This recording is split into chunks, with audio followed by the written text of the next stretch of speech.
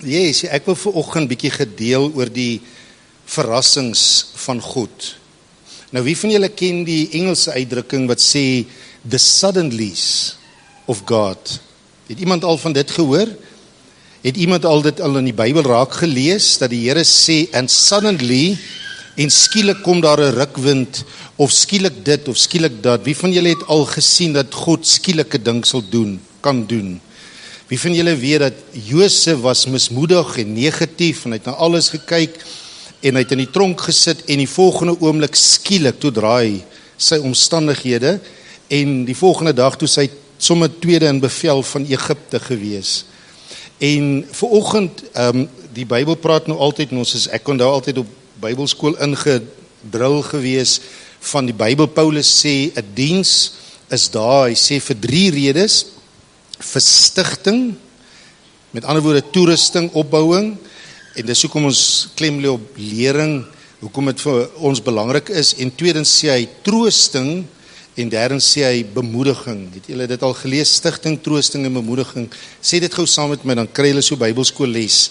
Stigting, troosting en bemoediging. So dis waaroor wat Paulus sê, wat God doen in 'n diens. Goed, nou as ons sê, dit is wat God doen in 'n diens, vanoggend is bietjie meer gerig op troos, op bemoediging, of eintlik aanmoediging en troosting. So, nou wie van julle het al partykeer gedink, jy sê, ek kom 'n eental met die Here, ek ken al die beginsels, ek ken al die geleide wat ek moet maak. Het klink nou dalk bietjie afgewater as ek dit so sê, dis nie wat ek bedoel nie, maar dan het jy net partykeer, jy net partykeer bietjie nodig om voor die troon van God te gaan sit en te sê, Heilige Gees, troos my vandag. Vandag het ek nodig om God se troos te ervaar. Nou kan ek nou maar vra, wie van julle het al so gevoel saam met my? Okay. Ja. Goed, blaai gou saam met my na Psalm 73 toe. Nou wie van julle het al gedink, Here, hoekom gaan dit goed met ander, maar nie so goed met my nie? Of lyk julle heilig vanoggend? So kom ek vra gou, ons knyp gou onsself en ons sê so bietjie, ek knyp gou aan myself en ek voel net so bietjie menslik. So het almal al so gevoel en almal al gekyk en gevra, Here, maar hoekom gaan dit goed met ander, maar as ek na myself kyk, ek is bietjie overwhelmed met my eie mislukkings, met my eie verkeerde keuses, as ek nie dit gedoen het nie, as ek nie dat gedoen het nie, en. Nou, wie van julle weet dat die Here sê deur die mond van Petrus, in die boek Petrus, 1 Petrus 2, hy sê dat die asem van God, nou wie is die asem van God? Die Heilige Gees. Hy sê die mense wat die Bybel geskryf het, se vingers geblaas. So hulle het dit ongeskryf onder die inspirasie van die Heilige Gees. So Psalm 73 is vir ons om te leer daaruit en te identifiseer. En Tarina het nou dankie, is dit nie mooi dat die Here ook Afrikaans praat nie? Phyllis is bly daar. Ek onthou jare terug, kom ons in Otsiwarongo, daar is 'n boer, Okali en Helga. Nou kyk, hulle is Duits. En nou sê hulle was by 'n plek gewees, toe moes die mense squares. Wat is squares? Yes. En onthou hulle bly op 'n plaas daar, maar kyk, dit is deur in die gopse bly hulle. En hulle was by 'n funksie gewees en toe vra die mense, hulle moet nou squares. En nou wil hulle by ons weet wat, want toe sit hulle, want die mense het Engels gepraat. En dit was vir hulle verskriklik, maar ek en Irina weet nie wat, ons het nog nooit daai in die woordeboek, weet iemand van julle wat beteken squares? Maar toe ons vir hulle vra, maar wat moes julle nou doen? Wat beteken, hulle vertel toe, hulle het nou briefies daar geskryf, toe kom ons agter, hulle het gepledge. En hulle hoor dit op die oor net squares. Hulle het nou gesquares. So, maar toe hoor hulle nie, maar hulle het gepledge. Nou, dit was dieselfde Kali, wat eendag, baie van julle ken die storie, want hy was besonder, ek meen, hy is al 'n groot man, hy is al oorlede, eintlik oom Kalintani Helga von Flotto, was hulle name gewees, maar hy die natuur geken, en ek sit eendag by hom daar op die plaas, en ek sê vir hom, jy sê hom Kali, of daar sê hulle nie oom en tannie nie, maar ek sê vir hom, Kali, Jakob het 'n ding gedoen wat hy die skape voor die latte gesit het en dan kyk hulle as hulle op bed gaan en gedek word, dan lam hulle gestreepte lammers. En nou wil ek by hom weet, is daar 'n wetenskaplike verklaring daarvoor of was dit net so by so 'n profetiese aksie wat hy gedoen het? Julle weet van Jakob wat die latte gesny het en voor hulle die lammers, die ooe gesit het en dan as hulle gedek word, dan lam hulle gestreepte lammers. Nou, toe ek so na sy gesig kyk, toe besef ek, hy het nog nooit in sy lewe daai deel gelees in die Bybel nie. Maar sy vrou is Helga. Nou Helga was nie baie fiets gebou nie. En hy sê vir my, nee, ek het nog nooit van daai ene gehoor nie, maar al wat ek weet, ek gaan my vrou voor die koeie sit, dan oes hulle sulke boude. Maar kyk hy, waar is sy nou? Solank sy my nou net nie hoor nie. Goed, maar in elk geval, nou Psalm 73 gaan daaroor, Here, strydvoort, Here, hoekom gaan dit goed met ander en hoekom gaan dit nie goed met my nie? Nou wie van u weet, dis maklik om dit te hoor en ons weet dit. Wie van julle weet, jy weet goed is en jy weet dit, maar die Here het partykeer nodig net om jou te troos. Asaf skryf 'n Psalm hier en hy sê, waarlik God is goed vir Israel, maar dan maak hy 'n stelling hier, hy sê, vir die wat rein van hart is. Met ander woorde, jou fokus, dit gaan hier oor fokus op suksesse van ander en mislukkings van my eie. Onthou, die tema vanoggend gaan oor God se verrassings. Nou as u nou van vers 2 af tot vers 12 lees, ek gaan nou uit die aard van die saak nie alles lees nie, maar dan begin hy daar en hy sê wat my aangaan, my voete het amper gestruikel. Nou ek wil sê, Jessie Asaf, jy's my een voor, my voete het al gestruikel. My voete het al geglip wat ek so kwaad raak en dink, Here, hoekom het jy daai nie gestraf wat my verneek het nie, en hoekom het jy dit nie gedoen nie, hoekom het jy dat gedoen nie, en ek weet, Here, hierdie mense wat voor my sit, het dit nog nooit deurgegaan nie, maar ek voel so alleen vandag, dat ek voel, Here, maar hoekom gaan dit met hulle goed, hulle bly aanhou, en hulle doen wat hulle gaan, hulle kom met moord weg en alles, maar kyk hoe gaan dit met my, ensovoorts, en hy sê wat my voete aangaan, my voet het amper gestruikel en my voetstap het byna uitgegly, nou het uitgegly, want, en omring daar in jou Bybel, ek was afgunstig op die onsinniges. Nou, daai onsinniges beteken those who don't have purpose. I mean those who don't have purpose. Hy sê ek het na hulle begin kyk. Ek het na hulle, my fokus was nie op God se purpose gewees nie. En nou gaan hy aan en hy praat daar so, hy sê hoe hy met hulle besig was en hulle sy energie opgesuip het en hy nie met lewe besig was nie. Ok, goed. Maar dan sê hy in vers 13, hy sê waarlik te vergeefs. Hierdie ou voel down, maar geliefdes, ek was al paar keer daar gewees. Inteendeel, hierdie is ongelukkig, wil ek vandag vir u sê, is 'n ongoing ding, tot by die dag van jou dood. Sal hierdie altyd 'n lewenspsalm wees. Hy sê, waarlik te vergeefs het ek my hart rein gehou. Yes. En my hande in onskuld gewas. Wie van u het gevoel, jy sê al hierdie opofferings, ag Gert, wil jy nie daai deur net vir ons oopmaak, asseblief net vir asem, asseblief. Ekskuus man, dankie. Hy sê, waarlik het ek vergeefs. Ek meen, ek en u weet, hy weet diep in sy hart, dis nie die waarheid wat hy dit sê nie, maar u weet wat hy eintlik hierdeur sê, hy was so caught up in sy emosies, in 'n korttermyn krisis, wat vir hom na 'n langtermyn krisis gelyk het. Kan ek dit weer sê? Dit het vir hom gelyk dit was 'n korttermyn krisis wat vir hom na 'n langtermyn krisis gelyk het. En ons het een ding in die lewe geleer, en ek glo u ook, dat moet nooit 'n langtermyn besluit neem in 'n korttermyn krisis nie. Amen. Wie van julle weet hoe waar dit is? Amen. Nou die vyand het 'n manier om ons fokus so in te suig op net 'n prentjie te skets van kyk hoe goed gaan dit met ander. So dis waaroor dit gaan. Nou, onthou altyd, ek sê altyd, ek dink Etienne dink in prentjies, so 7:3 en 3:7, Psalm 73 en 37 is dieselfde Psalm, nie dieselfde, maar dit kom op dieselfde neer oor wanneer ek kwaad raak, hoekom gaan dit, en die vraag vra, hoekom gaan dit met ander goed, maar kyk hoe gaan dit met my. So dit is wat dit oor neerkom. Hy sê die hele dag, vers 14, en hierdie is amazing ouens, hy sê so, die hele dag tog is ek geslaan. Nou en ek weet, hy was nie geslaan nie. Maar hoor nou hier, hy sê, en my, sê gou saam, vat so aan jouself, dan sê jy, my tigtiging, was daar elke môre. Wat dit beteken, wat Asaf hier sê is, ek het in 'n trap getrap, ek het myself begin slaan.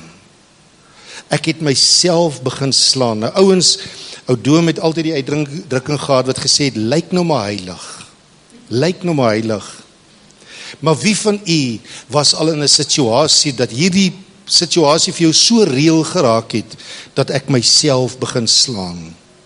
Geliefdes, as u te doen al gehad het met mense wat sny en allerhande goed is, en daai gevoel van ek probeer ontslaa raak van die self-inflicted pyn, dan dit is 'n ekstreme situasie, maar geliefdes, wat hy hierso sê is, die vyand het dit reg gekry om my dit wat ek sien, die korttermyn krisis sien ek, en dit is so reël vir my, dat ek myself elke môre slaan. En nou gaan hy aan en hy sê, as ek gesê het, ek wil ook so spreek, met ander woorde, ek wil ook so arrogant soos die ander raak, ek wil ook hoogmoedig raak, ek wil ook vir almal gaan sê, kyk na my suksesse.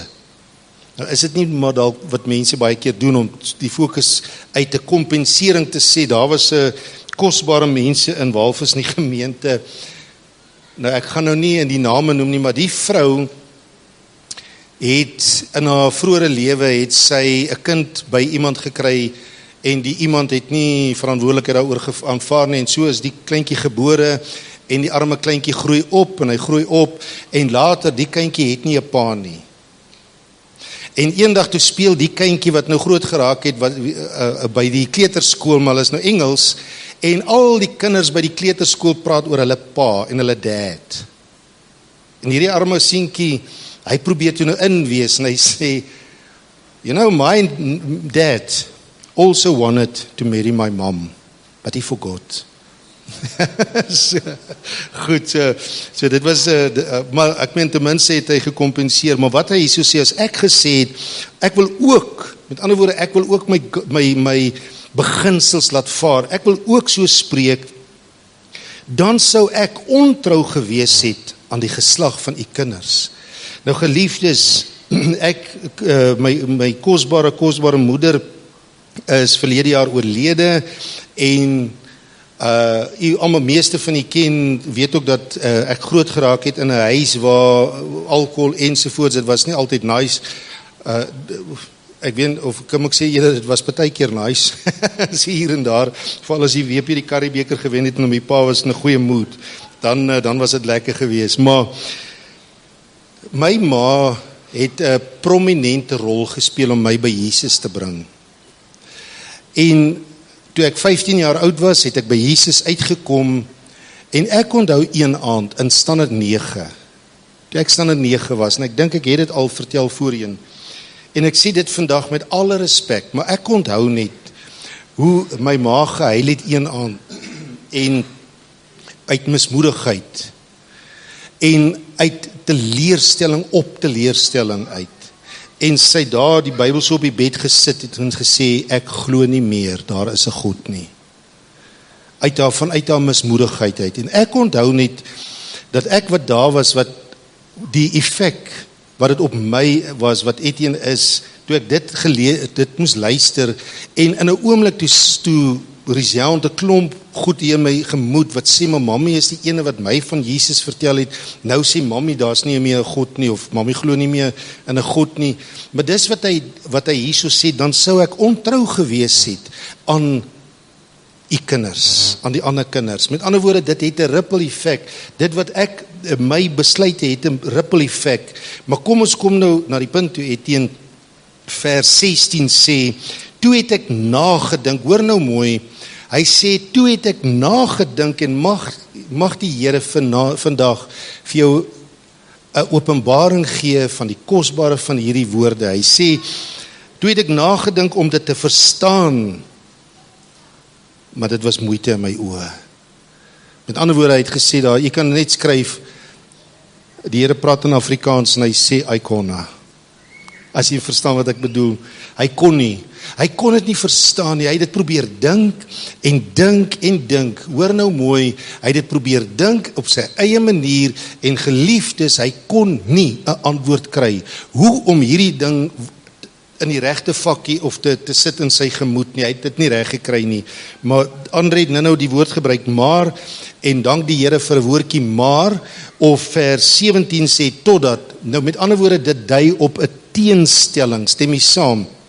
Hy sê, ek kon dit nie uitfigure nie, totdat ek in die heiligdomme van God ingegaan het, en op hulle einde gelet het. Nou, skryf daar in jou Bybel as jy wil, wow, wow, wow. Met ander woorde, ek kan op 'n sielsdimensie en van my gebroke emosies kan ek probeer figure, al wat ek doen, ek raak net meer verstrengel in die kwaad en op die sielsvlak. En dan sê hy hierso, geliefdes, God roep ons in sy teenwoordigheid. En dis die enigste plek, sê Dawid dit nie, in u lig sien ek die lig. Psalm 36, sê saam met my, in u lig sien ek die lig. En Psalm 119 sê, Here, die opening van die woord bring vir my lig. Geliefdes, die teenwoordigheid van God is die enigste plek waar jy die oplossing sien. Hy sê, toe skielik, toe sien ek die wat aan die gang is. Nou geliefdes, Psalm 22 vers 4 sê, God woon. Waar woon God? Yes, ons weet hy woon in die hemel, maar wat sê? Yes, mooi, yes, maar julle, hy woon onder die lofsange van sy kinders. En geliefdes, as ons in die heiligdom van God ingaan en ons begin God aanbid, manifesteer God se teenwoordigheid. Nou, ek het hierby geskryf, in rooi, ek weet nie of jy die rooi daarby het nie, maar ouens, die teenwoordigheid van God is twee dinge daaronder by C, totdat ek in die teenwoordigheid van God kom. Nou wat is die teenwoordigheid van God? Ek het hier geskryf, dis waar God my wil hê, nommer 1, en nommer 2, dis waar die duiwel my nie wil hê nie.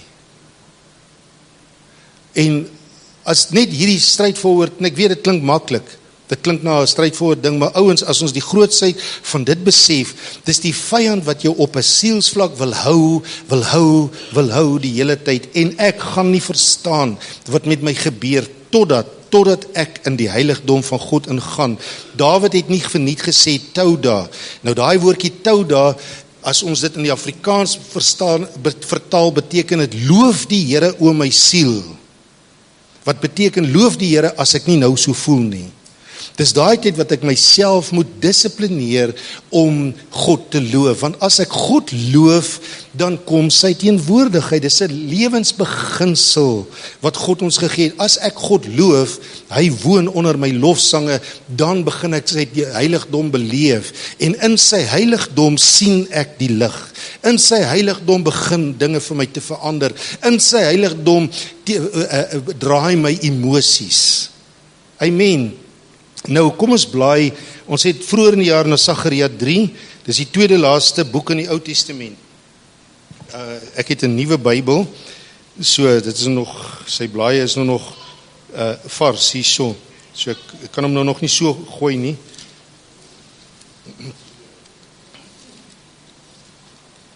Sagaria 3. Nou Sagaria 3 het ons in die begin van die jaar gedeel en gesê, dis 'n fundamentele hoofstuk vir ons almal vir die jaar. Nou ek gaan nou nie weer daardeur lees nie, maar hier staan Josia die hoëpriester, en dit is so 'n voorbeeld vir ons. En hy is so overwhelmed met sy eie sondes. Die skrif sê, hy het voor die troon van God gestaan, jene, as 'n priester. Suppose om ander te lei, suppose om hierdie, in aanhalingstekens, hierdie heilige persoon te wees, en hy het gestaan met 'n vuil kleed, en die duiwel, die aanklaer van die broeders, het daar gestaan en check, kyk hoe vuil is hy, kyk hoe sondes, en noem hulle sondes, en onthou daai sondes, wie van die weet, kry sommer kleintjies ook. En hy was, in 'n oomblik, was Josia so overwhelmed, deur sy eie mismoedigheid, en die sukses van ander gewees. Wow. Nou ek weet, ek probeer die bes om met my te identifiseer vandag. Ja, ek joke net, ek glo almal is al daardeur. Nou, ek gaan nou nie terwille van tyd dit alles lees nie, maar wat uit die eerste punt is, in Sagaria 3 is, ek is so oorweldig deur my foute en die ander se suksesse, en onthou, wie daar by hom gestaan? Die duiwel. Die aanklaer van die broeders. Stem jy saam? Met ander woorde, hy het gepraat, en al wat gebeur het is, ek praat saam. Nou, ouens, wie van u het al saam gepraat met die vyand, en jouself begin slaan? Daai skrif, wat Asaf sê, my tigtiging,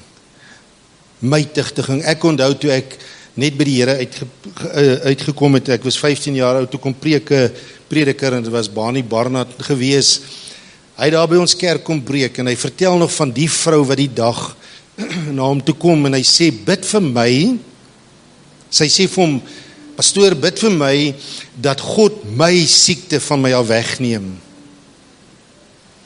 En hy sê, ek onthou nog, dit my so getref, hy sê, nee, God sal dit nooit doen nie. God sal dit nie doen nie. Sy neem aan, so sy sê, hoekom kan jy sê, God gaan nie my siekte van my wegneem nie? Hy sê, as jy eienaarskap van 'n ding neem, God vat nie iets van jou weg wat joune is nie. Verstaan nie wat hy eintlik vir haar probeer sê is, dis jou, dis my siekte, dis my, hierdie is alles een van my issues, ek het mos al hierdie issues, dis myne, so ek het eienaarskap daarvan geneem, en iemand het eendag gesê, you will pray till hell freezes out, and you will not see his glory.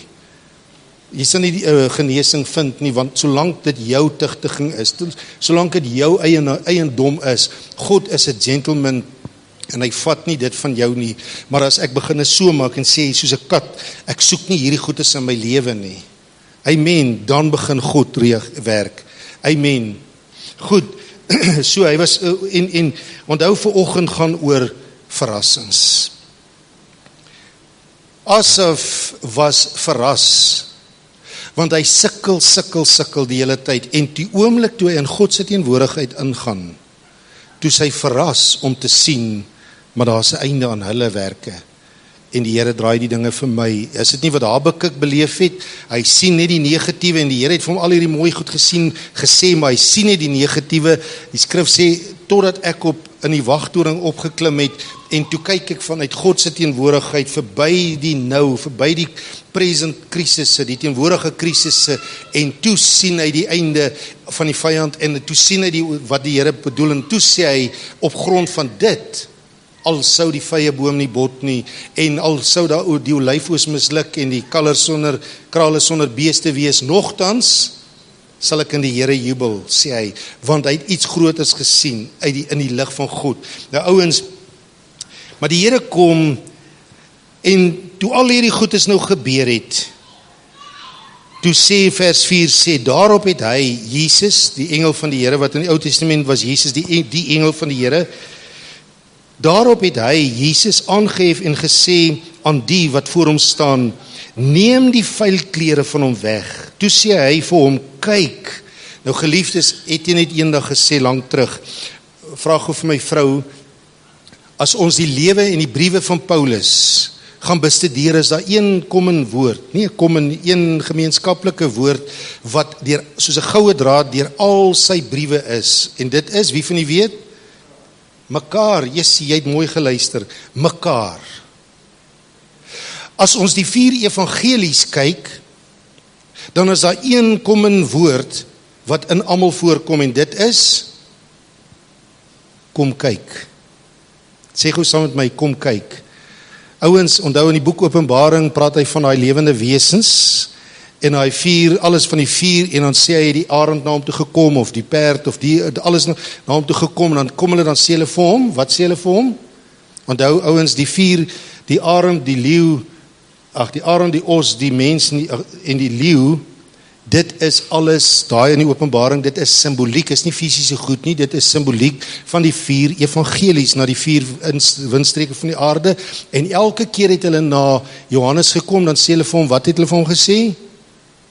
Kom kyk, kom kyk. Met ander woorde, the sovereignty of God. Dit is wat die wêreld nou vir ons wys, but this is what God says. Wie van die ken die uitdrukking, but God? So dis waaroor die evangelies gaan, die goeie nuus is, but God. Amen, die verrassings van God, is ek nou te vinnig. Maar die Here sê vir hom hierdie woorde, hy sê daarop hy sê vers 4, toe sê hy vir hom, kyk, in ander woorde die evangelie, the good news, die verrassing van God, ek het jou skuld van jou weggeneem en ek beklee jou met feesklere. Is dit nie kosbaar en special nie, ouens? Daar's 'n liedjie van 'n sanggroep Harvest, toe ons studente was, amazing sanggroep, hulle bestaan lankal nou nie meer nie, maar die ou het 'n liedjie gesing, en hy het toe homself gesing, en jy kan luister na die song, skryf, uiteindelik sing hy so die storie van sy lewe, en hy sê die volgende, hy sê, I expected wrath, but mercy flowed. Die teenstelling, ek is verras. Julle ken vir Thomas wat ek al vertel het, daar by hom Harry wat so vol sondes was en hy sien die profeet en die profeet roep hom uit en hy bewe want hy weet al sy moeilikhede gaan nou geopenbaar word en toe daai man oor hom profeteer, toe sit lewe en die mooiste, soetste woorde wat Jesus nog ooit vir hom kon gesê het en hy val neer in 'n bonneltjie van trane. He expected God's wrath, but mercy flowed. Halleluja, en hy was verras, sê die verrassings van God, het u die dalk nodig net vandag, om te besef, daar's 'n ander kant, ek beleef al hierdie goedes, maar daar's 'n verrassing van God, daar's iets goeds in hierdie ding, ek sien nou al die negatiewe, ek sien nou al die goedes, maar daar's 'n ander kant, God has a surprise in store for you. Halleluja. En nou gaan hy aan en hy sê so, nou gaan hy en hy Here, ek quoteer dit nou maar net, en die Here sê vir hom, trek vir hom, sit vir hom 'n rein tulband om, nou 'n rein tulband, 'n tulband was, as u gaan kyk in die Ou Testament, die priesters het so tulband, dit was, die wet was hier op hulle koppe geskryf, met ander woorde, het daaroor gegaan oor my denke, en toe sê die Here, en nou die dag geliefdes, toe sit ou Etienne ook maar weer voor die Here, en ou Etienne sê, Here, ek het vandag troos nodig, my vrou Irina het troos nodig, want die hel van kerkpolitiek was van 2026 se begin, se CSV kamp op ons net van die begin tot die einde, en ons het net beleef, die vyand val ons aan en al hierdie goedes, en ek gaan na die Here toe en ek sê, Here, troos my net. Ek het die troos nodig en die woord van die Here kom en hy sê, vers 7, hy sê, so sê die Here van die leerskare, as jy in my weë wandel en as jy my verordeninge onderhou, pos net daar, al wat hy sê is, doen net wat jy moet doen. Bly net by jou calling.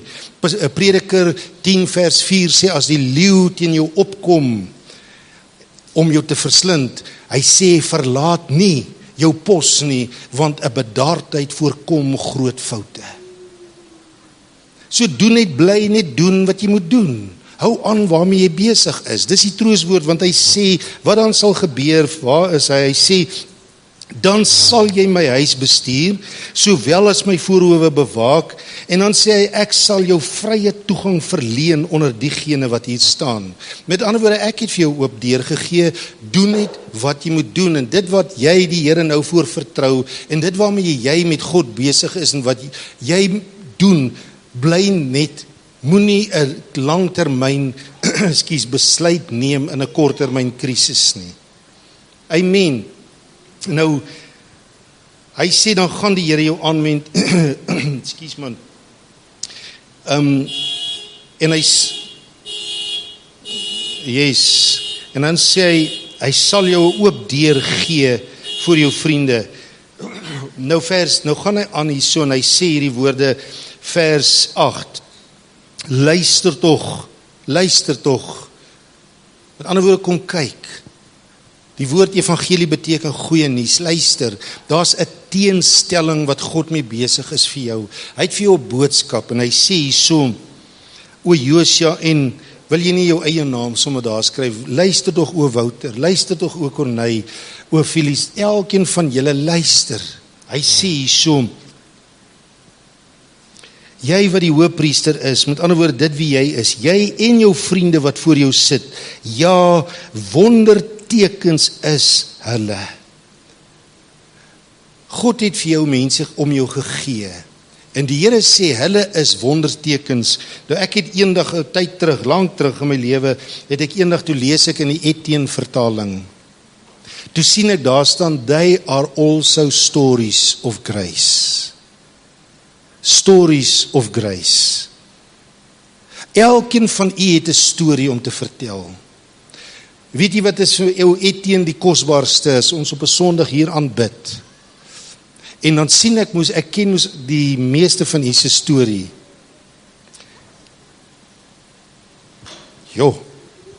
Spreuke. Ek kan hier in my Bybel in my dagboek kom kyk.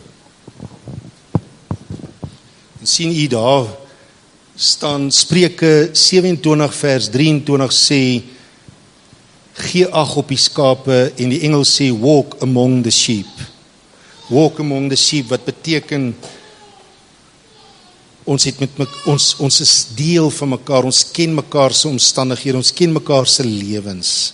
Ons ken mekaar se stories. En dan sien 'n ou, hier kom iemand in en hy weet daai persoon kom ook maar in hier in die diens in met sy eie struggles. En daai ene kom in met daai probleme en daai kom in met daai uitdagings. Almal kom in, maar geliefdes, dis die moeite werd wanneer ons God aanbid en om te sien hierdie gebroke mense steek hulle hande in die lug en hulle fokus begin draai wanneer hulle in die teenwoordigheid van God kom. En dan begin die Here die verrassing, die ander kant van die saak te gee. Nou, ek gaan nou kom by die verrassing, maar en hy gee daar beloftes, maar nou sê hy vers 10, in die dag, nou, ek gaan nou nie op 'n teologie, ek verduidelik dit net vir u, maar al wat ek kan vra is, as u wil, glo my, goed, daai in die dag dui op die Nuwe Testament. Wanneer Jesus die teenstelling, wanneer hy alles gedraai het, hy sê, in die dag spreek die Here van die leerskare, sal julle mekaar uitnooi onder die wingerdstok en onder die vyeboom. Nou, die wingerdstok en die vyeboom dui op God se salwing en dit dui op sy voorsienigheid en sy joy en alles. Maar hy sê, julle sal mekaar uitnooi, soos Psalm 122 sê, I was glad when they said unto me, let us go to the house of the Lord, wat beteken, ek het hier geskryf, as God onder ons is, wil mense saam wees, en hulle wil mense uitnooi. Dis waar God se teenwoordigheid, daar waar God se teenwoordigheid is, mense wil daar wees. Nou ek het hier gebed geskryf, Numeri 17, vers 7 en 8 praat van die staf, van 'n Aaron wat weer gebot het. 'n Dooie stuk hout, wat weer begin lewe het. En baie keer het ons net nodig om te sê, Here, ek het weer lewe nodig. En daai lewe, daai staf het begin bot. Wie van u weet waar, toe daai staf, hier loop Aaron met daai staf vir jare en vir jare, loop hy met daai staf, 'n dooie stuk hout. Maar toe sê die Here vir Moses, hy moet daai staf vat en hom ergens gaan sit, dan kyk jy wat gebeur. Wie van julle weet, waar was daai ergens? Binne in die ark van die verbond. Wat beteken in God's presence. En toe dit in God se teenwoordigheid kontak maak, die volgende dag tot die verrassing van almal, toe sien hulle 'n dooie stuk hout, het weer begin uitloop, het weer begin lewe. En geliefdes, ek onthou, 'n stelling, in Walvis Bay, Rob Bouwman, ek eer hulle was deel van die Catch the Fire span wat altyd by ons kom bedien het in Walvis. En hy het vir my eendag gesê, toe die Toronto blessing uitbreek, en hy sê, God's presence came into the meetings again. Het hy vir my gesê, is weer lekker om 'n pastoor te wees. Nou ek het ou geliefdes vir 'n pastoor wat vir jou kan sê, dit is weer lekker, beteken daar was 'n tyd wat dit wragtig nie lekker was nie. Nou geliefdes, we need God's presence. We have to pursue His presence more than ever. Amen. En daai ding het my bygebly. Nou kom ons sluit af. As met daardie tyd gekom, wat 'n ding wat ek geleer het in die lewe, en dit is, dat om te labour in kerk is sleg. Om 'n kry wat te vat, en daar wil jy hom los, as ek mense hier beweeg, en as jy dit los, dan gebeur daar niks. Nee. En dan begin 'n ou soek, en te sê, Here, maar, wat van dit wat die skrif gesê het, times of refreshing, wat van daai skrif wat u dan nou gesê het, as die Here se teenwoordigheid kom, sal mense weer graag wil kom, en hulle sal selfs mense nooi. Wat van die verrassings van God, Here? En ek lees in die opdrag, en ek maak klaar, ek lees in die opdrag, wat die Here vir Noag gegee het om die ark te bou. Nou vir my wat Etienne is, wat ek en my vrou verskil redelik. Ek is nie 'n detail mens nie. Nou wie wat, as u nou vir my wil weet wat ek kan doen, wat my vrou se bietjie omkrap. Ek is 45 minute op die foon met iemand, en my vrou vra, wat het julle gesels, en ek sê, nee, dit was goed. Nou, ja, dan verstaan, is dit nie net jy? Yes. Goed. Nou vir my dink ek was die moeilikste opdrag wat die Here vir Noag gegee het. Nie om die ark te bou nie, maar om al die klomp diere te gaan haal in die veld. En die Here het gesê van al die diere, en wie van die weet, daar was 'n hele dik span diere. En nou moes hy boekhou, en jy, waar mis ek die ding, en dan wil daai ding nie kom nie, en dan, net as ek hierdie ding daai het, dan, nou die ding weer losgekom, dan gaan haal ek hom weer, en dan weet ek later nie, Here, maar trou die olifant nou met die muis, of wie gaan dit nou, wie loop nou saam en alles. Maar geliefdes, die kosbaarste ding hierso is, in Genesis 7 vers 9 sê, Noag het die ark gebou, en toe alles klaar was, luister mooi, hoe sê die nuwe vertaling wat dit beautiful sê, en ook die NIV vertaling, wat gebeur hierso? Hy sê hierso, in die 83 vertaling die diere, hy sê, het pare, manlik en vroulik, na Noag toe, in die ark gekom, soos God vir Noag gesê het. Met ander woorde, die volgende oomblik, al wat hy gedoen het, die Here sê vir hom, doen jy net jou ding, ek gaan jou verras. En toe hy by die moeilikste taak kom, die onmoontlikste taak kom, en dit is om al daardie diere te gaan haal uit die veld uit. Toe hy kyk, toe kom hulle na hom toe gestap. Die NIV Bybel sê, a male and female came to Noah and entered the ark, as God commanded Noah. Hulle het na Noag toe gekom. Met ander woorde, ouens, stem julle saam dat eintlik wat hier gebeur het is, Noag was verras gewees. Hy was verras, want ek dink die moeilikste ding was, wat voor hom gelê het, was om hierdie onmoontlike taak te gaan doen. En toe hy kyk, toe doen God dit net. Hy moes doen wat hy moes doen, and God did the rest. And he was surprised by the suddenlies of God. En ek sluit af met hierdie woorde om te sê, elke man van God in die Bybel was verras deur the suddenlies of God. Ek meen, Josef Ons ken van Josef, wie van die weet, die pa van die verlore seun was verras. Was dit nie die beste verrassing wat hy ooit kon kry nie? Nou die lekker vraag is, wie van u kan doen met 'n verrassing van goed? En dis my gebed vir u vandag. Ek skryf hierso, nou ouens wat ek nou geskiep het, my vrou het gevra, want sy het 'n ander rekenaar daar, sy sê, jy moet asseblief nie dinge skiep vandag nie, en toe skiep ek wragtig, maar 1 Konings 19, ek gaan dit nou nie preek nie, kom ek sê net gou daar, Jezebel kom nou, ek meen in 1 Konings 18, word die Baal-profete geslag, en vuur kom uit die hemel uit, en is hemel, wow. Die volgende oomblik in hoofstuk 19 sê Jezebel, sy stuur 'n boodskapper en sy sê vir Elia, môre gaan dit met jou gebeur.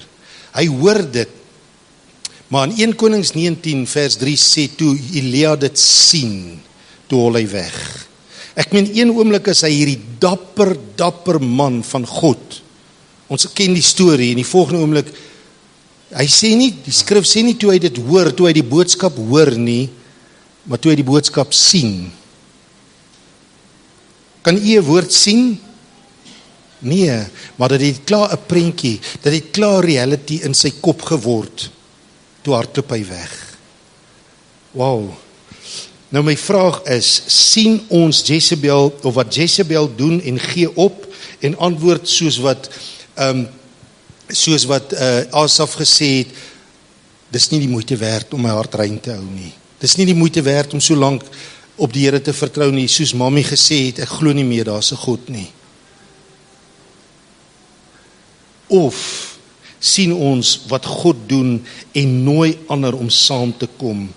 En ek het sommer net 'n laaste woorde, dis 'n gebed en sê, Here, ek glo u kan my verras.